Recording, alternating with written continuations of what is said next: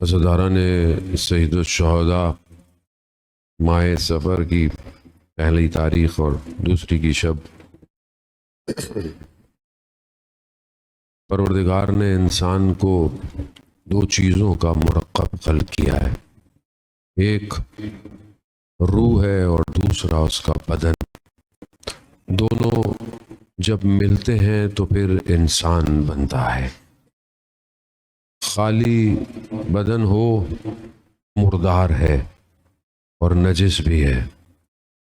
روح اسی خاک کو حیات دیتی ہے اور اسی روح نے خدا کی طرف واپس جانا ہے۔ بدن نہیں رہ جائے گا، جتنا بھی آپ اس کا خیال کریں اس نے خاک میں مل جانا ہے۔ اس کا مطلب یہ نہیں کہ آپ خیال نہ کریں، خیال کریں، لیکن جتنا بدن کا خیال کرتے ہیں اس سے زیادہ روح کا خیال کریں، کیونکہ روح ہی تو ہے جس نے اوپر جانا ہے۔ حساب کتاب بھی روح سے ہے۔ بدن تو اس دن خود گواہی دے گا جو اس بدن کا مالک ہے۔ مالک یوم دین وہ مالک ہے نا۔ آنکھ خود بولے گی اس نے یہاں دکھوایا، ہاتھ بولیں گے اس نے یہ کروایا، آپ بولیں گے تو میرا ہاتھ ہے، آپ کا ہاتھ نہیں ہے۔ سب کچھ جس پر بوجھ ڈالا جائے گا وہ روح ہے، وہی آئی ہے وہی واپس۔ انا للہ و انا الیہ، جو آئی ہے اور جس نے جانا ہے اس کی تربیت کی ضرورت ہے، اور اسی کو بیلنس کرنے کے لیے اللہ نے 1,24,000 کو بھیجا ہے۔ ظاہری بدن ضروری ہے، احکام دین کے اندر ہے، علماء اکرام بیٹھے ہوئے، خدا ان سب کی توفیقات میں اضافہ فرمائے۔ عزیزان محترم، ظاہری بدن کے احکامات ہیں، دین کے اندر بھی ہیں، آپ کو پتہ ہے۔ دین 3 حصوں میں تقسیم ہے، ایک عقائد، ایک احکام یعنی جو پریکٹیکل آپ چیزوں کو کرتے ہیں، اور ایک اخلاق یعنی مورل ویلیوز، آپ کا بیہیویئر، آپ کا ایٹیٹیوڈ۔ لیکن انسان تینوں چیزوں کا پیکج صحیح کرے تو پھر انسان مذہب کی طرف بڑھ سکتا ہے۔ ظاہری دنیا صرف اور صرف بدن کو توجہ دیتی ہے۔ دنیا کی ساری چیزیں، دنیا کی یونیورسٹیاں، دنیا کے ادارے، دنیا کی پروڈکٹس، ہر چیز ظاہر کے لیے، بدن اچھا ہو، رنگ اچھا ہو، لباس اچھا ہو، بستر اچھا ہو، کرسی اچھی ہو، گھر اچھا ہو۔ کوئی یہ نہیں کہتی قبر کتنی اچھی ہو، کوئی اس کی طرف توجہ نہیں دیتا، کوئی بھی نہیں دیتا۔ کوئی ہے پروڈکٹ ایسی، مجھے آپ بتائیں گے، دنیا کی پروڈکٹ بتا دیں آپ چلیں جو یہ کہتی ہو قبر میں کام آئے گی؟ ہے کوئی؟ ساری پروڈکٹ دنیا کے لیے۔ تو انسان مادے میں گھرا ہوا ہے اور اللہ اس مادے سے اسے باہر نکالنا چاہتا ہے، تبھی تو اس نے بھیجا ہے ان کو۔ سورہ جمعہ آیت نمبر 2، آپ ماشاءاللہ سب نماز گزار ہیں، جمعہ بھی ہوتا ہے یہاں پہ۔ ظاہر محترم، پروردگار کیا کہہ رہے ہیں؟ ہم نے تمہارے درمیان میں سے نبیوں کو بھیجا۔ کیا کام تھے نبیوں کے؟ 3 کام پروردگار اس آیت میں بتا رہا ہے۔ کیا بتا رہا ہے؟ کہ تمہارا تزکیہ کرے، وہ یزکیہم، تمہیں پاک کرے۔ کس چیز سے پاک کرے؟ تمہارے بدن کو پاک کرے، لباس کو پاک کرے؟ نہیں، تمہیں پاک کرے۔ اس کا مطلب ہے کہ کوئی گڑبڑ ہو سکتی ہے تو پاک کریں، اور وہ جو پاک کریں گے وہ کوئی اور پاک نہیں کر سکتا۔ دنیا کی کوئی مشین، ایم آر آئی، سی ٹی اسکین، کوئی بھی اسکینر یہ نہیں بتا سکتا انسان کے باطن میں کتنی مشکلات ہیں، بکس کتنا ہے، کینہ کتنا ہے، حسد کتنا ہے، کوئی نہیں بتا سکتا۔ کوئی ٹیسٹ آپ کو نہیں بتا سکتا، مگر اللہ نے ان کو بھیجا اس لیے کہ یہ ان بیماریوں سے انسان کو پاک کرے، پاک کرے۔ اور یہی پاکیزگی ہے۔ انسان عبادت گزار ہو، انسان سجدے کرتا ہو، کھڑے ہو، عبادتیں کرے، روزے رکھے، غیبت کرتا ہو، جھوٹ بولتا ہو، کسی سے بغض رکھتا ہو، کیا اس کی عبادت اس کو کہیں لے کے جائے گی؟ اللہ نے ان کو بھیجا اس لیے وہ جو زکیم، تمہارا تزکیہ کرے، تمہارے لیے قرآن کی آیات کی تلاوت کرے اور تمہیں حکمت کی تعلیم دے۔ تمہارے اندر حکمت، یہاں پہ یہ حکیم نہیں ہمارے والے حکیم، حکمت یعنی وزڈم، یعنی عقل کو رشد دیں تمہاری، تاکہ تم دیکھ سکو حقائق کو. یہ انبیاء کے کام تھے عزیزان محترم. لیکن انسان اس ظاہری زندگی میں پھنس گیا ہے، اور ہر نبی نے آ کر، ہر نبی جانتا تھا، ہر نبی کے پاس بہت علم تھا، الہی علم تھا، دے سکتے تھے، دیا بھی، جہاں جہاں جتنی ضرورت پڑی انبیاء نے دیا. لیکن ان کا اصل ہدف ظاہر نہیں تھا، ان کا اصل ہدف باطن تھا. کیونکہ جہاں انسان نے جانا ہے وہاں باطن سے پرکھایا جائے گا، ظاہر سے نہیں جائے گا. ظاہر بھی ضروری ہے، لیکن ایسا نہیں ہے کہ ظاہر میں تو ایک شخص امام جعفر صادق علیہ السلام کے دور میں، اللہم صلی اللہ، امام کے دور میں کافی لوگوں نے بڑی اس کی تعریف کی کہ مولا بڑا اچھا آدمی، دیکھا رش لگا ہوا ہے. امام نے دیکھا کہ اتنا لوگ تعریف کرتے ہیں، میں دیکھوں تو صحیح یہ کرتا کیا ہے. وہ وہاں سے نکلا، امام نے کہا کہ میں اس کے جاؤں پیچھے کیا کرتا ہے. تندور پہ گیا، اور تندور پہ جا کے اس نے کیا کیا، 2 روٹیوں کو جو ہے نا، وہ جب جیسی اس کی نظر ادھر ادھر 2 روٹیاں چوری کر لی. امام نے کہا کہ بیان ایسی حدیث میں، روایت میں ایسے ہوا کہ امام نے شاید سوچا ہو سکتا ہے اس کا کوئی حساب کتاب چلتا ہو اس سے. پھر اور آگے بڑھا تو ایک کہیں پھل کی دکان پہ کہیں گیا، وہاں وہ پھل والے نے ادھر ادھر دیکھا، وہاں سے اس نے 2 پھل اٹھا لیے. آگے بڑھا، آگے جا کر وہ 2 روٹیاں کسی غریب کو دے دی، اور آگے بڑھا کسی کو جا کے وہ 2 پھل بھی دے دیے.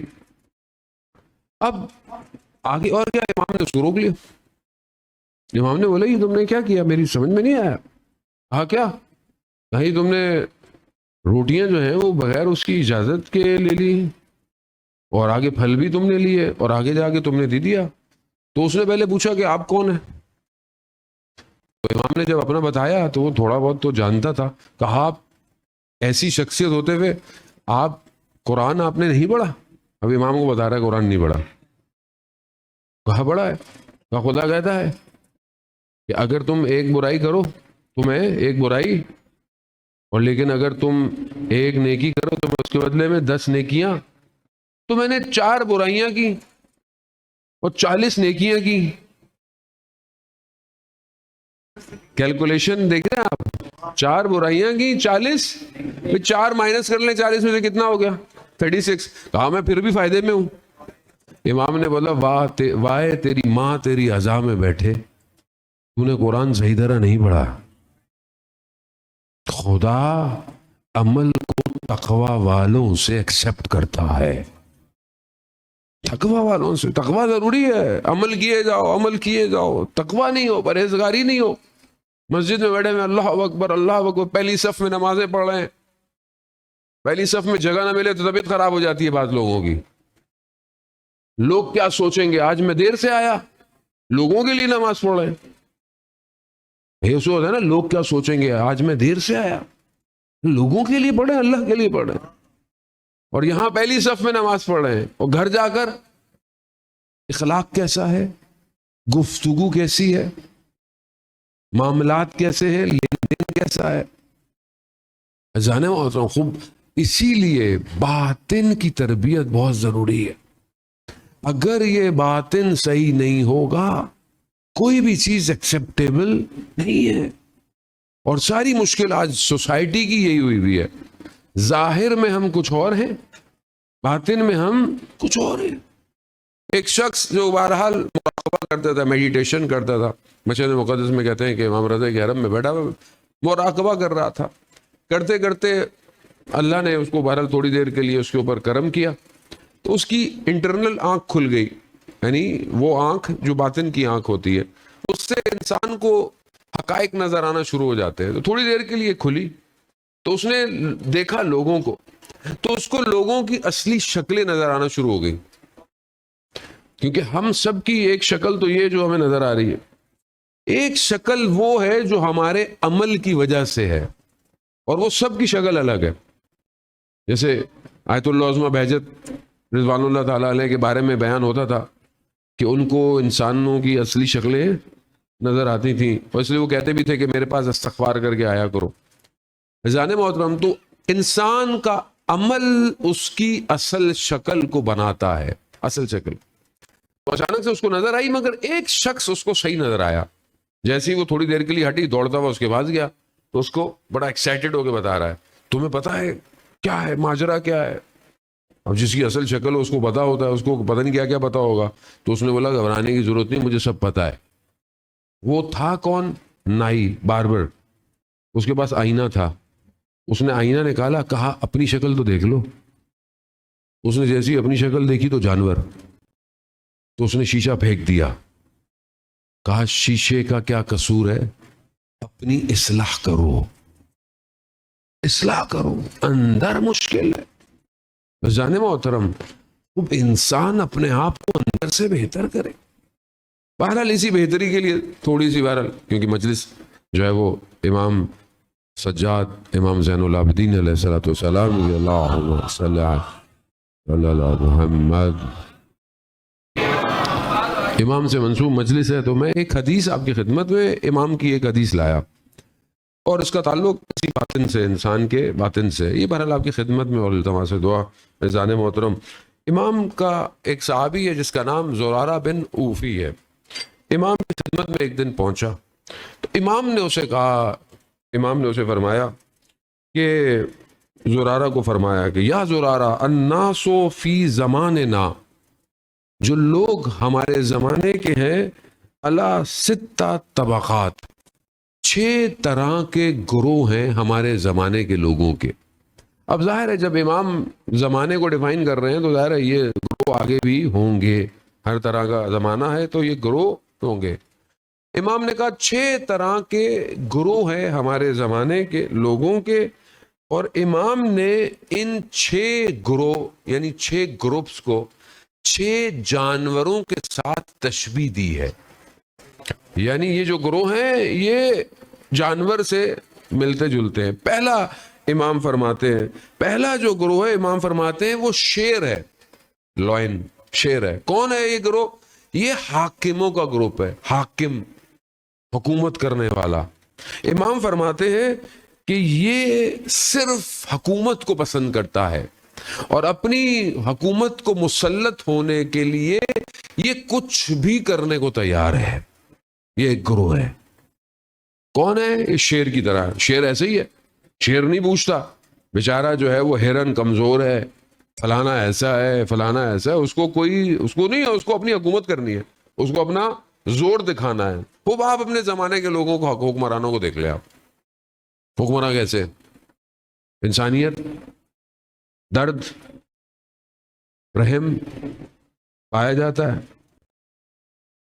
نیچے سے کرسی سے لے کے اوپر کرسی تک جس کو کرسی مل رہا ہے وہ کچھ نہیں دیکھتا. اور جو دنیا کے سب سے ظالم حکمراں ہیں،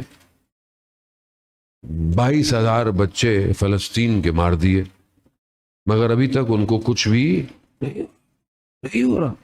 ایسی ہے باطن، یہی ہے. فرعونیت کیا ہے؟ فرعونیت خود صرف بندہ تھوڑی ہے، فرعونیت کیفیت ہے. جب مل جائے تو وہ فرعون بن جاتا ہے. اور ہر شخص کہیں نہ کہیں فرعون ہے، کہیں نہ کہیں جہاں اس کی حکومت ہے وہ فرعون ہے، جہاں اس کو طاقت مل گئی وہ فرعون ہے. میں بھی کہیں نہ کہیں فرعونیت رکھتا ہوں، یہ کوئی مانے یا نہ مانے. پہلی چیز، پہلا گروہ کیا ہے؟ شیر کی طرح. دوسرا امام فرماتے ہیں کہ دوسرا جو ہے وہ بھیڑیا ہے. یہ کون سا گروہ ہے؟ امام فرماتے ہیں یہ وہ گروہ ہے جو تاجروں کا گروہ ہے، بزنس مین آج کی لینگویج میں. کیا کرتا ہے یہ؟ جب کسی کی چیز خریدتا ہے تو اس کی برائی کرتا ہے، اور جب اپنی بیچتا ہے تو اس کی تعریف کرتا ہے. وہ ہے کہ نہیں؟ کسی کا پلاٹ خریدنا ہو، قیمت ڈاؤن ہے، نہیں بیکے گا، حالات ٹھیک نہیں ہے، مارکیٹ میں ریسیشن ہے، خرید لیا. اپنا بیچنا ہو، 3 کارنر کا پلاٹ ہے، سامنے باغ بھی ہے، روڈ بھی اتنے فٹ کا ہے، ایسی ہے نا. طبقہ یہی ہے. یہ بھیڑیا ہے، بھیڑیا، صفت اس کی بھیڑیے والی ہے. تیسرا امام فرماتے ہیں تیسرا طبقہ لوگوں کا لومڑی، مکار، خطرناک، چلاک ہے نا، بہت خطرناک ہے یہ. میں نے نہیں کہا ہے امام سجاد علیہ السلام جانے مطلب مجھے مت بولیے گا کہ آپ بول رہے ہیں. میں عربی نہیں پڑھ رہا کیونکہ وقت ہو جائے گا، میں صرف ترجمہ پڑھ رہا ہوں. امام فرماتے ہیں یہ جو طبقہ ہے یہ وہ ہے جو دین کو اپنی دنیا کے لیے وسیلہ بناتا ہے. یعنی ظاہر میں دیندار ہے لیکن کیوں دیندار ہے؟ اپنی دنیا کو لیے، اس کی دنیا چل جائے. ہاتھ میں تسبیح پکڑ لو، استغفر اللہ استغفر اللہ استغفر اللہ، کام سارے ہوئی ہیں، دوسرا استغفار کرے. حلیہ ایسا ہی ہے.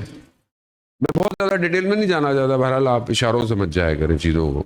وہ خطرناک طبقہ ہے، یہ اپنی دنیا کے لیے دین کا لبادہ اوڑے ہوئے، بہت خطرناک ہے یہ طبقہ.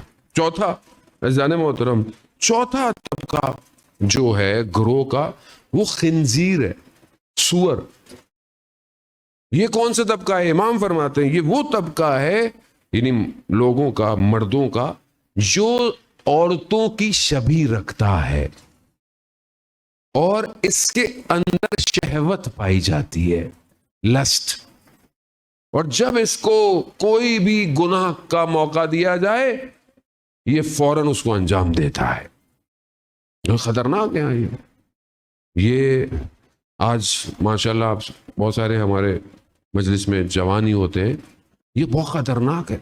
یہ لسٹ، یہ جو سوشل میڈیا، یہ جو آپ کو اتنا ہائپر کر دیتا ہے، یہ اس کا سسٹم یہی ہے، اس کا الگورتھم یہی ہے کہ یہ انسان کی اس حیوانیت کو باہر لے کر آئے.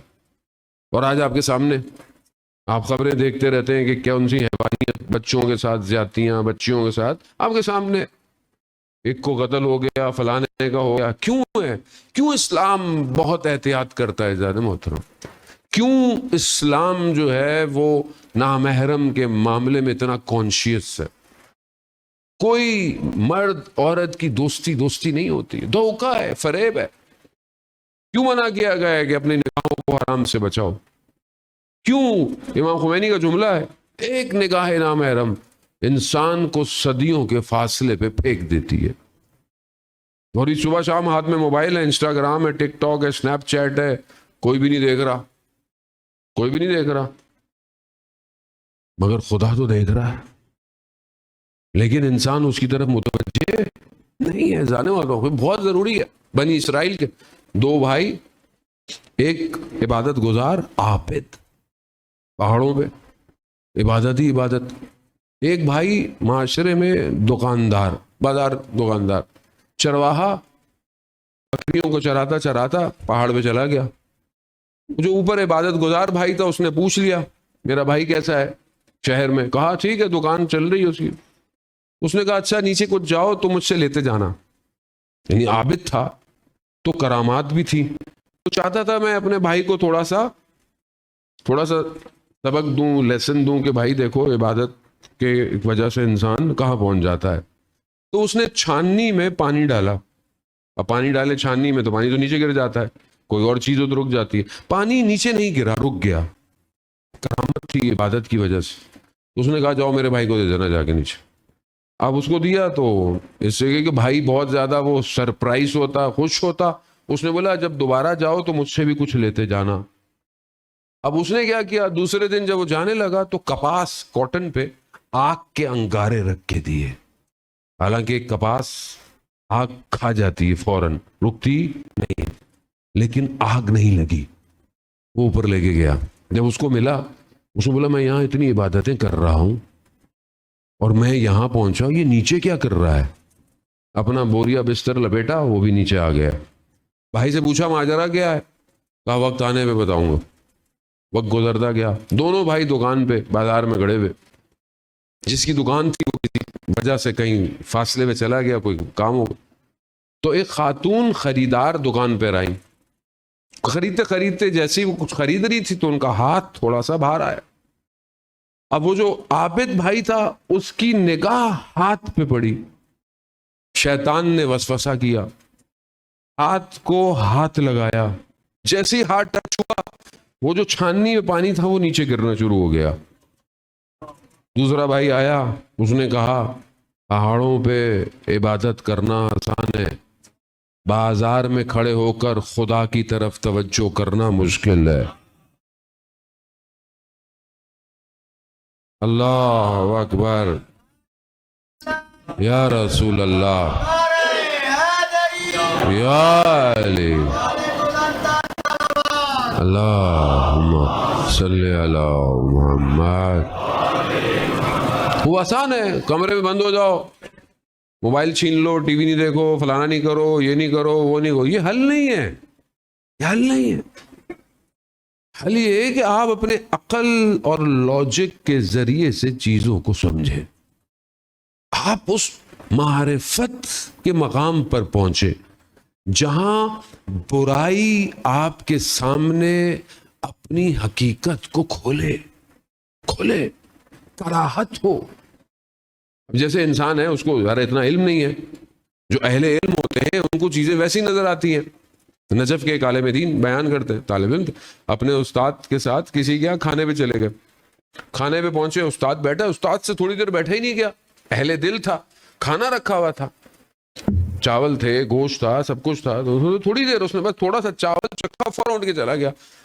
اب وہ طالب علم پریشان تھا, شاگرد تھا, ظاہر اس کو پریشانی ہو گئی کہ استاد نے کھانا کیوں نہیں کھایا. اس نے کہا کوئی وجہ ہوگی. اس نے اس سے پہلے کہ میں استاد سے پوچھوں, پہلے میں اپنے گھر والوں سے پوچھتا ہوں. زوجہ سے پوچھا, بھائی کوئی کھانا پکانے میں کوئی مسئلہ کیا کچھ تھا ایسا, کوئی نجاست؟ کون نہیں, سب پاک تھا, یہ تھا وہ. پھر تو گوشت والے کے پاس گیا کہ بھائی گوشت صحیح تھا, کہیں تم نے, میں پیسے نہیں لوں گا واپس, کو بتاؤ. اس نے کہا نہیں گوشت صحیح تھا, بس جب میں نے کاٹ کے رکھا ہوا تھا تو بلی آئی تھی اور اس نے کھانا چاہا, چبا بھی لیا, تو میں نے اس سے چھین لیا. یعنی غضب ہو گیا نا, چھین لینا بھلا کسی سے ہو گیا. تو کہا میں استاد کی خدمت میں گیا, تو میں نے کہا آپ نے کھانا کیوں نہیں کھایا؟ تو اس نے کہا کہ میں جب بیٹھا تو کھانا نہیں تھا, نجاست تھی, میں نجاست کو کیسے کھاتا؟ جو اہل دل ہوتا ہے اسے نظر آتا ہے. اب ہمیں تو بھائی, میں اپنی بات کر رہا ہوں, آپ یقیناً مجھ سے بہتر ہے, ہمیں پتہ ہی نہیں ہے, ہم جو کھا رہے ہیں, پی رہے ہیں, دیکھ رہے ہیں. اب جو چیز کو دنیا لذت دکھا رہی ہے آپ کو, یہ جو موبائل پہ آپ ہر وقت ریلیں دیکھتے رہتے ہیں, یہ لذت ہے نا, نفس کو لذت مل رہی ہے. اب آپ اس لذت کو دیکھ رہے ہیں کہ مجھے لذت ملی, لذت نہیں ہے, جہنم کی آگ ہے. جتنا دیکھتے جا رہے ہیں اتنا اندر جا رہے ہیں, جتنا ایسی, کیونکہ مجھے نظر نہیں آ رہا, کیونکہ میں نے اپنے اوپر کام نہیں کیا ہوا, مجھے کراہت نہیں ہو رہی, مجھے نہیں لگ رہا کہ نجاست ہے, مجھے لگ ہی نہیں رہا نجاست, مجھے تو اچھا لگ رہا ہے, وہ مشکل میری ہے. دوسری طرف جب کوئی ریل انسٹاگرام پہ قرآن کی تلاوت کی آتی ہے, میں فوراً اوپر کر دیتا ہوں. کیوں نہیں رک رہا, کیوں نہیں دل چاہ رہا کہ اتنے بہترین قاری ہیں دنیا کے, کوئی تھوڑی دیر میں سن لوں ان کو؟ کیوں نہیں ہو رہا, اندر کیوں نہیں جا رہا؟ مشکل ہے, مشکل اندر, مشکل میں اندر زنگ لگ گیا ہے. ورنہ کلام الہی ہے, لوگ سنتے تھے تو مسلمان ہو جاتے تھے, اور یہاں مسلمان سن ہی نہیں رہا کیونکہ اس کے پاس وقت ہی نہیں ہے, وقت نہیں ہے. سب مشکل باتیں سے. امام کیا فرما رہے ہیں, ایک طبقہ سور جیسا ہے, خنزیر ہے, لسٹ ہے اس کے اندر, شہوت کا پجاری ہے, اور ایسا معاشرہ آپ کے سامنے ایسا. امام پھر فرماتے ہیں جو چوتھا پانچواں طبقہ ہے وہ انسانوں کی شبیہ کتے جیسی ہے. یہ کون سا طبقہ ہے؟ کہا یہ وہ طبقہ ہے جو اپنے باتوں میں غلط الفاظ استعمال کرتا ہے, جس کی وجہ سے لوگ اس سے دور بھاگتے ہیں, اور اپنی عزت بچانے کے لیے ان سے بات نہیں کرتے. کہتے نہیں ان سے بات کرو کہ اپنی بے عزتی ہو جانی, چھوڑو رہنے دو. ہے ایسے لوگ ہوتے ہیں بھائی, کیا بات کریں ان سے, ان کی تو ایک لائن میں چار کچھ اور ہے. اب ادب احترام سے انسان ممبر سے ہی کہہ سکتا ہے, تو وہ بات نہیں کرتے ان سے. لوگ اپنی عزت کی وجہ سے بات نہیں. اس سے خطرناک امام نے اس حصے میں بیان کیا. امام فرماتے ہیں کہ یہ جو شخص ہے یہ اپنے گھر میں بھی ایسا ہی ہے، اور گھر والے اس سے ڈرتے ہیں بات کرتے. خدا نہ خواستہ کوئی گھر میں ایسا ہو جس سے بچے گھر والے بات کرنے سے ڈریں، تو امام فرماتے ہیں ایسا شخص قیامت میں کتے کی طرح اٹھایا جائے گا. جو یہ خطرناک ہے زبان. امام علی نہج البلاغہ میں ارشاد فرماتے ہیں اللہم صلی علی محمد وآلہ. امام نہج البلاغہ میں ارشاد فرماتے ہیں کہ انسان اپنی زبان کے پیچھے پوشیدہ ہے، چھپا ہوا ہے. جب تک وہ بات نہیں کرتا نہیں پتا، جیسے ہی وہ بات کرتا ہے تو پتہ چلتا ہے اندر. اور ایک اور قول میں امام فرماتے ہیں جب تک تم بولتے نہیں ہو لفظ تمہاری قید میں ہے، اور جب تم بول جاتے ہو تو تم لفظوں کی قید میں ہو. زبان بہت ضروری ہے. اور ہم زبان کے معاملے میں باہر پھر بھی محلے میں، گلی میں، مسجد میں بہت اچھے ہیں. التماس دعا، ماشاء اللہ، سبحان اللہ، جتنی عربی آتی ہے ختم ہو جاتی ہے. گھر کے اندر بچہ کچھ کر بیٹھے، زوجہ کچھ کہہ دے، ماں باپ بزرگ کچھ کہہ دے، کیسی میری زبان چلتی ہے. اور یہی مصیبت ہے جانے موت. وہ دیکھیں اسلام تربیت. امام سید الشہداء مدینہ سے نکلے، کیا کہا انہوں نے؟ میں خروج کیوں کر رہا ہوں؟ کیوں انما کا لفظ جو ہے وہ انما کلمہ حصار ہے. علماء کے سامنے جسارت ہے بیان کرنا. یعنی میرا مقصد اور ہدف کیا ہے قیام کرنے کا، خروج کرنے کا؟ اپنے جد کی امت کی اصلاح. امام کا قول ہے کہ نہیں ہے کہ اپنی جد کی امت کی اصلاح کے لیے؟ تو مجلس میں اصلاح نہ ہو تو پھر کیا ہو؟ کہاں ہوگی اصلاح؟ مجھے بتائیں کوئی اور دنیا میں لمس میں ہوگی اصلاح؟ یو ای ٹی میں ہوگی اصلاح؟ کہاں ہوگی؟ تو دنیاوی تعلیم پڑھاتے ہیں نا، اچھا پڑھاتے ہو یقیناً اپنی جگہ پہ، لیکن اصلاح تو کوئی نہیں کر رہا. کوئی کر رہا اصلاح سوائے در حسین کے کہیں نجات نہیں ہے. نہیں ہے. آج آپ کے سامنے دنیا کی یونیورسٹیاں کہیں پر بھی انسانیت کی بقا نہیں سکھا رہی سوائے امام حسین کے. امام حسین اتنا کریم ہے، آپ سے اور مجھ سے پوچھتا بھی نہیں ہے کہ تم نے پورا سال کیا کیا، کتنی نمازیں پڑھی، کتنے روزے رکھے، کتنی زکوٰۃ دی. نہیں پوچھتا امام حسین. کہتا ہے بس آ جاؤ، آ جاؤ، آؤ، اپنی مرضی سے بنانا میرا کام ہے. جو حر کو حر علیہ السلام بنا دے اسے حسین کہتے ہیں. جانا وہ تو امام حسین کریم ہے. بہرحال انسان کمزور ہے، ضعیف ہے. یہ ساری باتیں بتانے کا مقصد ہے خدا نہ خواستہ آپ گھبرا جائیں نہیں. مطلب آپ اچھی جگہ پر ہیں، آپ جہاں پر آئے ہیں آپ کے دل پاک ہیں. جن کے دل پاک ہوتے ہیں وہی حسین کی مجلس میں آتے ہیں. تہران کے ایک عالم دین تھے، ان کی خدمت میں ایک جوان آیا، کہا مولانا میرا بھائی جو ہے وہ بہت برا شخص، بہت برے کام کرتا ہے، چوریاں، ڈاکے، سب غلط غلط کام کرتا ہے. جو برائی ہے ہم نے سوچا بڑی اصلاح کی، نہیں ہوئی، ہم نے کہا شادی ہو جائے، ازدواج کر دیتے ہیں، ٹھیک ہی نہیں ہو رہا. تو بولا میں کیا کر سکتا ہوں؟ کہا آپ عالم ہیں، ہم اسے آپ کے پاس لے آتے ہیں، آپ اس کو نصیحت کریں.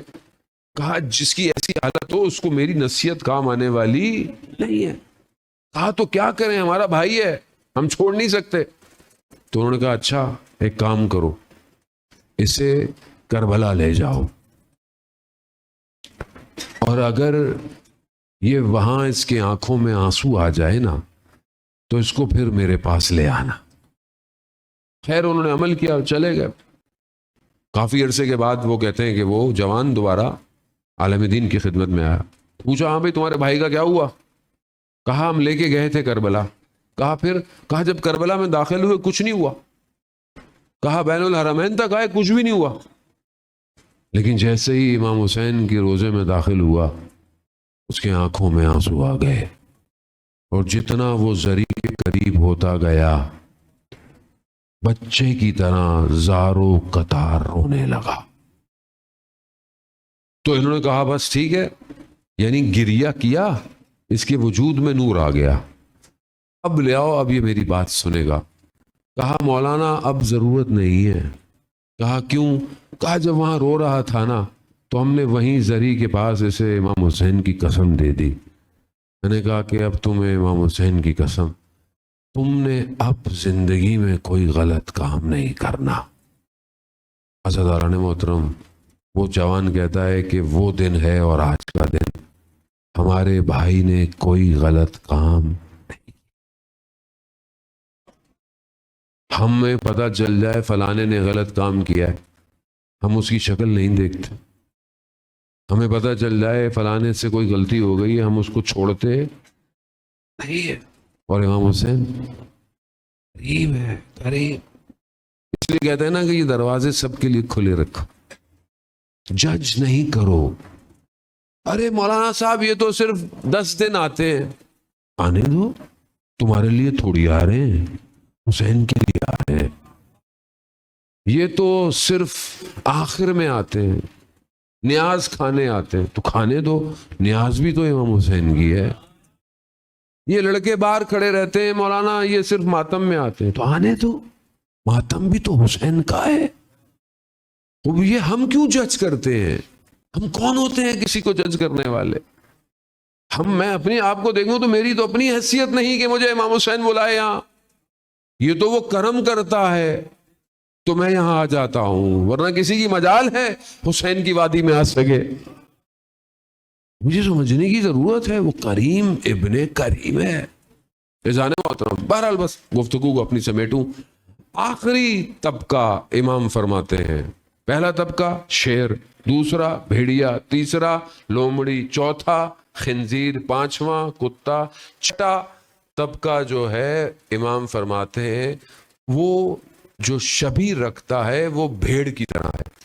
اور یہ کون سا طبقہ ہے؟ یہ با ایمان لوگوں کا طبقہ ہے، جو ایمان والے لوگ ہیں نا وہ ایسے ہی ہیں، اور شر پسند ایمان والے کے ساتھ ویسے ہی کرتے ہیں جیسے بھیڑ کے ساتھ ہوتا ہے، کھال بھی لے لیتی ہے، گوشت بھی کھا لیتے ہیں اور ہڈیاں بھی توڑ دیتے ہیں۔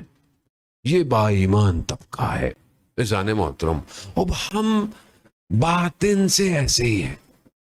اب اپنے آپ کو آپ کیٹیگرائز کر لیں، آئینے کے سامنے کھڑے ہوں، اپنے آپ کو دیکھیں کہ ہم کون سے طبقے میں ہیں، یا کہیں ملٹی سٹوری بلڈنگ تو نہیں ہے ہماری، بہت سارے طبقے ہمارے اندر پائے جاتے ہیں۔ بہرحال رحمان کی بارگاہ ہے، آئے، حسین کی مجلس ہے، ایک آنسو کا قطرہ جہنم کی آتش کو ٹھنڈا کر دیتا ہے۔ اس سے بہتر جگہ نہیں ہے، اس سے بہتر کوئی مقام نہیں ہے۔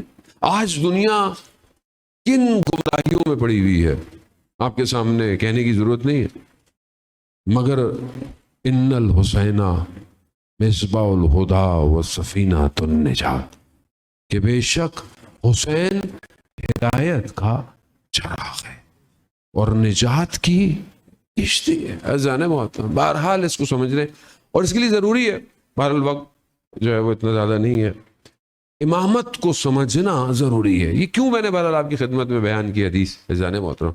کیونکہ امام انتظار کر رہا ہے، کی وارث غیبت میں ہے، اسے انسان چاہیے، اسے باطن صاف چاہیے، اسے وہ نہیں چاہیے کہ جو ظاہری دنیا دیکھے اور بھاگ جائے۔ علی ابن مہزیار کا واقعہ آپ کی خدمت میں، اور بہرحال التماس دعا۔ عزیزان محترم، باطن ضروری ہے نا، مسائل ضروری ہیں۔ اپنے آپ کو، ہم چاہتے ہیں جب امام آئیں گے دنیا بہترین ہو جائے گی، لوگ کسی کا کوئی حق نہیں کھائے گا، تو یہ ابھی سے ہم کوشش کریں گے تو امام آئیں گے۔ آپ امام کو کہاں انوائٹ کریں گے؟ مجھے آپ بتائیں۔ دیکھیں، ایک قوم نے تو اپنی گردنیں کٹوا دی، رہبر کو بھی شہید ہو گئے، بدن کے ٹکڑے کرا دیے، وہ انہوں نے تو بتا دیا کہ ہم امام کے لیے، اور یہ جنگ پیٹرول کی جنگ نہیں ہے، یہ جنگ حق اور باطل کا معرکہ ہے. اب جسے سمجھ میں آیا بسم اللہ، جس کو سمجھ میں نہ آیا وہ بہرحال انتظار ہی کرتا رہے. امام تک پہنچنے کے لیے اپنے آپ کو تیار کرنا ہے، اور وہ اپنے آپ کو تیار کر چکے ہیں اچھی خاصی تعداد میں، امتحان دے چکے. ہمیں اپنے آپ کو تیار کرنا ہے جانے محترم. ظاہر ہے ہم جنگ کی پوزیشن میں نہیں ہے، کم از کم ہم معاشرہ سازی تو کر سکتے ہیں، اپنی معاشرے کو تو بہتر کر سکتے ہیں. علی ابن مہزیار امام کا چاہنے والا ہے، 20 سال حج کرتا رہا. 20 سال 1 سال 2 سال 5 سال نہیں، 20 سال. حج تو ایک دفعہ واجب تھا. 20 سال کیوں؟ کیونکہ اسے پتا تھا کہ حج امام کے بغیر ہوتا نہیں ہے، تو کسی حج میں امام کی زیارت کر لوں. 20 سال جب نہیں ملا تو مایوس ہو گیا، بیٹھ گیا. پیغام پہنچایا اس سال آؤ، امام سے ملاقات ہو جائے گی. طواف کر رہا تھا خانہ کعبہ کا، امام کا قاصد آیا، کہا امام نے بلایا ہے. اب ظاہر ہے جو امام کا میسنجر ہوگا وہ عام آدمی تو نہیں ہوگا. جب اسے لے کے جانے لگا تو اس نے علی ابن مہزیار سے ایک سوال پوچھا، اور یہ سوال ہم سب کو ایک اپنے آپ سے پوچھنا چاہیے. میری تو ضرورت نہیں ہے کہ میں آپ سے پوچھوں، اپنے آپ سے آپ خود پوچھیں، میں اپنے آپ سے پوچھوں. جو اس نے علی ابن مہزیار سے کیا، سوال کیا تھا؟ علی تمہارے لیے امام کیا ہے؟ میرے لیے امام کیا ہے؟ 20 سال سے جو امام کے لیے آ رہا تھا جا رہا تھا، اس کا جواب کیا ہوگا؟ اس نے کیا کہا؟ امام میرے لیے پورے عالم میں سب سے زیادہ محبوب ہے. سب سے زیادہ بات صحیح تھی، سب سے زیادہ محبوب تھا. یعنی امام روحی، مالی، نفسی، لقل فدا، میرا سب کچھ آپ پہ قربان، میری جان، میرا مال، میری اولاد، سب آپ پر قربان. یہی ہے نا؟ زیارت میں بڑھ دیں آپ کئی زیارتوں میں، سب کچھ آپ پر قربان. وہ جو امام کا قاصد تھا اس نے علی ابن مہزیار کے دل کو سکین کر لیا تھا. اس نے بولا اچھا اگر امام تمہیں محبوب ہے تو تمہارے دل میں تمہارے گھوڑوں کا خیال کیوں آ رہا ہے؟ اب اس زمانے میں ظاہر ہے ای وی گاڑیاں تو تھی نہیں جو آپ پارک کرتے ان کو کہیں چارج پہ لگاتے کہ آپ کو ٹینشن ہوتی گاڑی چارج ہوئی کہ نہیں ہوئی. گھوڑے تھے، لوگ گھوڑوں پہ آتے تھے، اونٹوں پہ، تو کہیں گھوڑے باندھے ہوں گے. اب جب وہ بلانے آیا تو بولے بھی چلو، ابھی آپ اس گیٹ سے آئے اور میں آپ کو بولوں ادھر سے چلو تو آپ بولیں گے او مولانا صاحب میری وہ گاڑی ادھر کھڑی ہوئی ہے. ایسی ہے نا، فکر تو ہوگی مولانا کے چکر میں کہ یہ نو گاڑی کو لے جائے. اس کے دل میں بھی یہ خیال آیا کہ بھائی میں جا تو رہا ہوں، میرے گھوڑوں کا کیا ہوگا؟ 20 سال امام کا انتظار کر رہا تھا، 20 سال قلب میں گھوڑوں کا خیال. 20 سال میں اور آپ کہاں ہیں؟ کہاں کھڑے ہم لوگ؟ گیا خیمے میں امام کے، جیسے داخل ہوا امام کی نگاہ علی ابن مہزیار پہ پڑی. اللہ اکبر. عزیزان محترم، کاش یہ دن ہمیں بھی ملے. امام نے علی کو دیکھتے ہی کہا ہم تمہارے دیدار کے مشتاق تھے. اللہ اکبر. کتنا خوش قسمت ہے کہ امام فرما رہے ہیں ہم تمہارے دیدار کے مشتاق تھے. آگے سے علی پھٹ پڑا، اندر سے بیچارہ وہ ظاہر ہے کہا مولا آپ مشتاق تھے، میں تو 20 سال سے آ رہا تھا. تو ہاں امام فرماتے ہیں ہمارے اور تمہارے درمیان تمہارا عمل رکاوٹ تھا. عمل رکاوٹ تھا. بس زیادہ رہوں حدیث تو لانی بہرحال وقت نہیں ہے میں اس کو بیان کروں. عمل رکاوٹ. بہتر اپنے آپ کو بہتر، اپنے اور امام کے فاصلے کو کم کرے.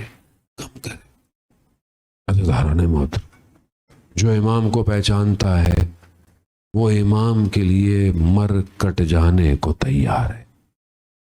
وہ نہیں پوچھتا کہ کیا ہوا.